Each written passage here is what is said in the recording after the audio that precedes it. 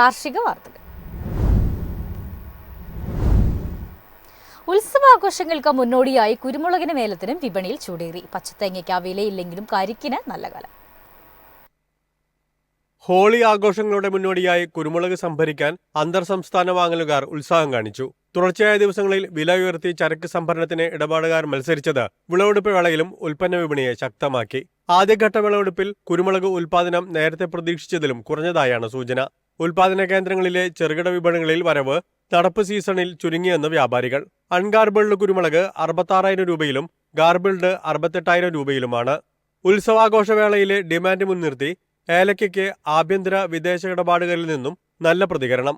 ഉൽപാദകരുടെ പ്രതീക്ഷയ്ക്കൊത്ത് വില മുന്നേറുന്നില്ലെന്ന് ഒരു വിഭാഗം. ഉൽപാദന മേഖലയിൽ നടന്ന 2 ലേലങ്ങളിലായി ഏകദേശം 60,000 കിലോ ഏലയ്ക്ക എത്തി. മുൻവർഷത്തെ അപേക്ഷിച്ച് നിരക്ക് കൂടുതലാണ്. അറബ് രാജ്യങ്ങളുമായി നേരത്തെ ഉറപ്പിച്ച കച്ചവടങ്ങൾ പ്രകാരമുള്ള കയറ്റുമതി പുരോഗമിക്കുന്നു. വണ്ടമേട്ടിൽ നടന്ന ലേലത്തിൽ മികച്ച ഇനങ്ങൾ കിലോ 3,204 രൂപയിലും ശരാശരി ഇനങ്ങൾ കിലോ 2,847 രൂപയിലുമാണ്. സംസ്ഥാനത്ത് നാളികേര വിളവെടുപ്പ് പുരോഗമിക്കുന്നു. എന്നാൽ കൊപ്രയാട്ട് മില്ലുകാരുടെ ആവശ്യാനുസരണം പച്ചതേങ്ങ ലഭ്യത ഉയർന്നില്ല. കൊച്ചിയിൽ കൊപ്ര 10,200 രൂപയിൽ വിപണനം നടന്നു. വെളിച്ചെണ്ണ വില 100 രൂപ വർദ്ധിച്ച് 22,700 രൂപയായി.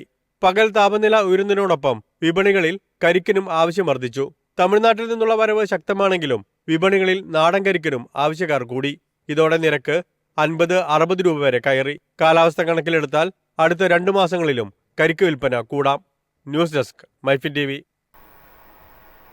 അടിസ്ഥാന താങ്ങുവിലയേക്കാൾ ഇടിവിൽ പരുത്തിവില. ഡിമാൻഡിൽ വന്ന കനത്ത ഇടിവാണ് പരുത്തിയെ താങ്ങുവിലയിലും താഴെ എത്തിച്ചത്. സർക്കാർ ഏജൻസിയുടെ പരുത്തി സംഭരണം ഇതുവരെ 94 ലക്ഷം ബെയിലിലെത്തിയിട്ടുണ്ട്. ഡിമാൻഡ് ദുർബലമായതിനാൽ വില അടിസ്ഥാന താങ്ങുവിലയേക്കാൾ താഴെയായി തുടരുകയാണ്. എല്ലാ സംസ്ഥാനങ്ങളിലും സംഭരണം ഇപ്പോഴും തുടരുകയാണ്. 2024-25 സീസണിലെ വിള എപ്പോൾ വിൽക്കണമെന്ന് കോട്ടൺ കോർപ്പറേഷൻ ഓഫ് ഇന്ത്യ ഇതുവരെ തീരുമാനിച്ചിട്ടില്ലെന്നാണ് മാനേജിംഗ് ഡയറക്ടർ ലളിത് കുമാർ ഗുപ്ത വ്യക്തമാക്കുന്നത്. അസംസ്കൃത പരുത്തിയുടെ വില കിൻഡലിന് 6,500 രൂപയ്ക്കും 7,000 രൂപയ്ക്കും ഇടയിലാണ്. ഇത് താങ്ങുവിലയായ 7,121 രൂപയിൽ താഴെയാണ്.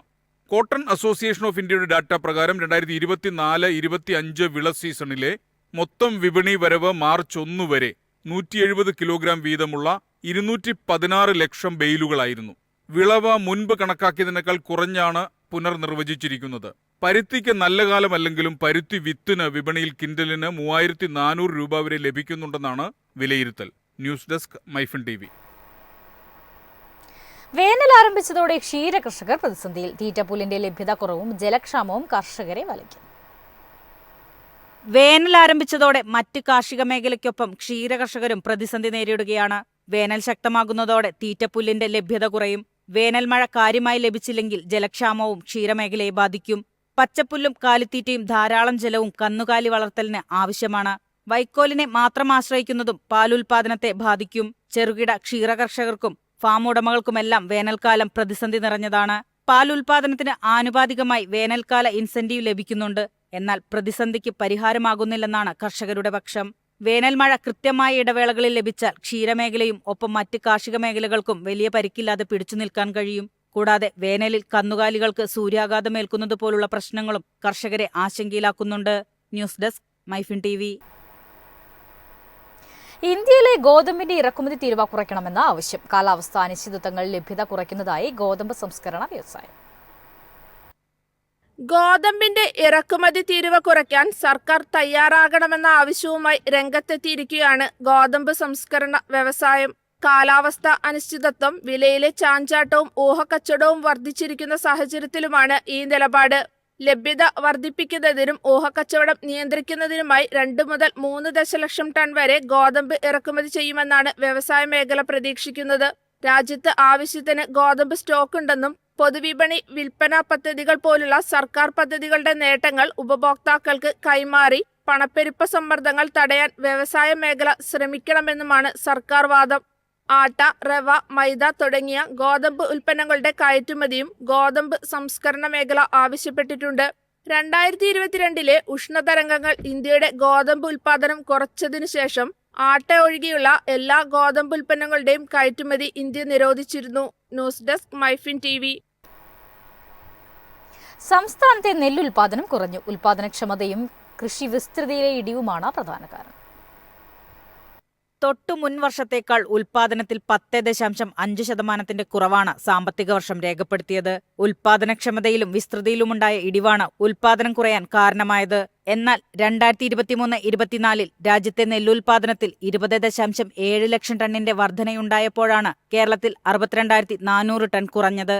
5.3 ലക്ഷം ടണ്ണാണ് കഴിഞ്ഞ വർഷം കേരളത്തിൽ ഉൽപാദനം രേഖപ്പെടുത്തിയത്.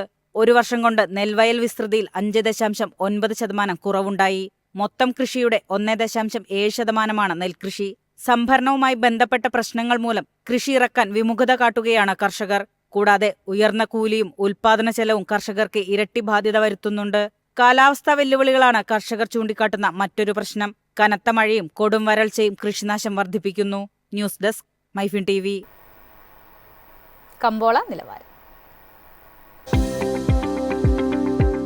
ഇന്നത്തെ കമ്പോള നിലവാരം: RSS 4 192, RSS 5 189, ലാറ്റക്സ് 135, ജാതിക്ക 400, ജാതിപത്രി 2000 മുതൽ 2300 വരെ, ഗ്രാമ്പു 920, അടയ്ക്ക 230, കാപ്പിക്കുരു 375, കൊക്കോ പരിപ്പ് 650, കുരുമുളക് ഗാർബിൾ 68,000, കുരുമുളക് അൺഗാർബിൾ 66,000, ഏലക്ക 2,700 മുതൽ 2,750 വരെ, വെളിച്ചെണ്ണ 22,700, കൊപ്ര 17,300, ചുക്ക് 22,500.